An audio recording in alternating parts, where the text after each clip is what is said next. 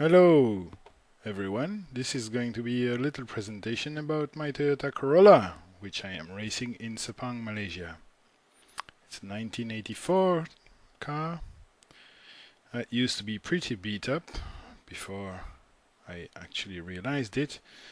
First bought it, removed the body kit, put some nice rims on it, and then eventually decided to go racing with it. So I put a roll cage and repainted it, and that's sort of how it looked. Then I purchased some bits and pieces, such as this Willwood Dynalites brakes and this ORC racing clutch, which I fitted, and then I just went racing with it. And here at beautiful Turn 2 Sepang, Malaysia. Then I decided to go further and had some welds done everywhere to stiffen the things up and improve the rigidity, the stability, the stiffness, whatever. And then I had my good friend Brian Palmer at Interformula design the whole thing and implement it.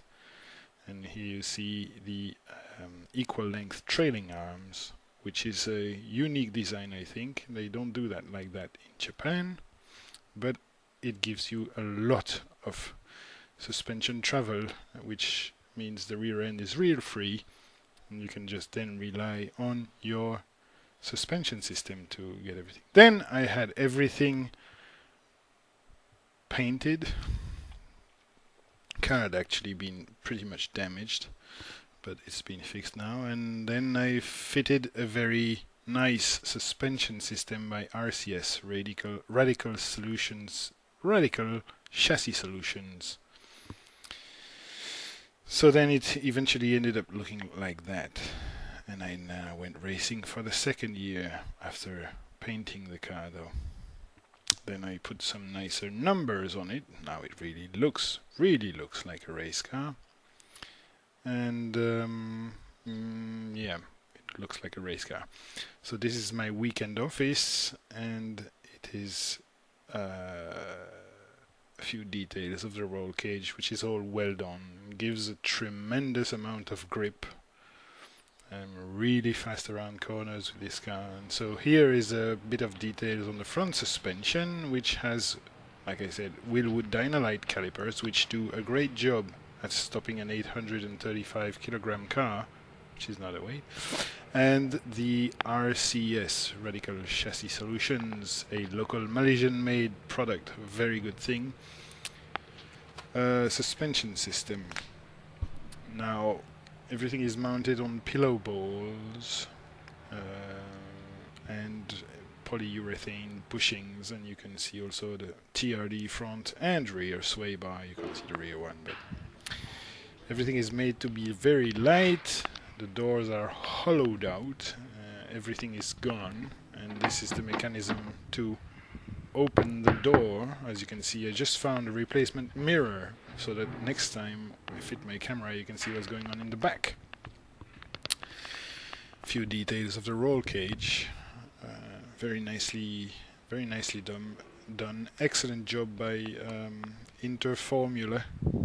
If you want to build a race car or even prepare your own car, ask them their opinion. They really know about chassis setup and car preparation, right? Okay, you can notice this is a standard ECU because the car has a standard engine and a standard ECU and a standard everything.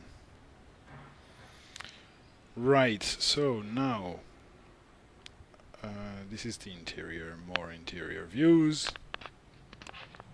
Yeah, the spare wheel well, and you can see that a lot of damage has been done to this car before I bought it and before I noticed it, but it's all been sorted out very nicely. And these are the equal length trailing arm designed by Interformula, which is inspired by, I guess, the old Escort Cosworth designs, not the Japanese style of using the same anchoring points and just moving them along.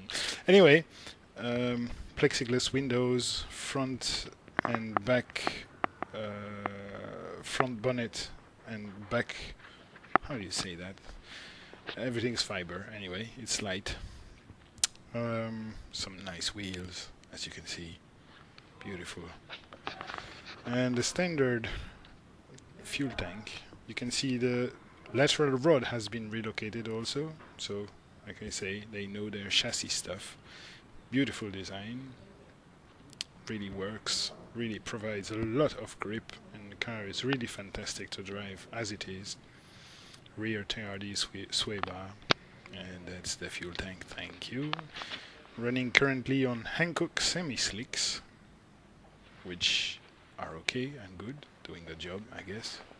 And now let's sit in the driver's seat and start this thing. Oh no, wait, let's first inspect this gearbox some people have been inquiring about. First gear, second gear, third gear, fourth gear, which used to be fifth, and then final gear, which is actually the standard T50 transmission, fourth.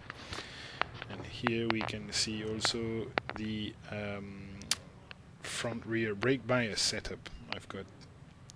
I've removed the brake servo and had this fitted again, and into formula design.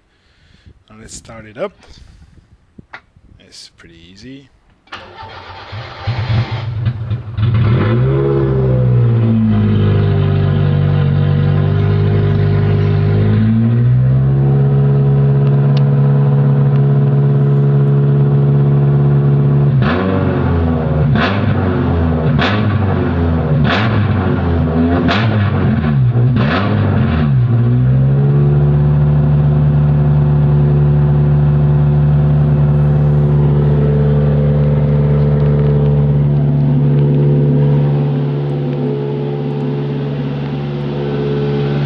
So it is indeed a standard engine, and you may not hear me, but yeah, it's a standard engine, no radiator cooling fan. And this is what's beautiful about the 4AG, is that you've got a race engine right out of the box, with some kind of aftermarket exhaust that I'm not sure who made it, but it just does the job of evacuating the gases to a very straightforward system that consists mostly of a tube. And so, yeah, it just does the job, I guess. So I don't know, if you have any questions, feel free to drop me a message. In any case, subscribe and drop comments on my YouTube videos, and hope you enjoyed it. See you next time. I have a race in 1 week. Yeah.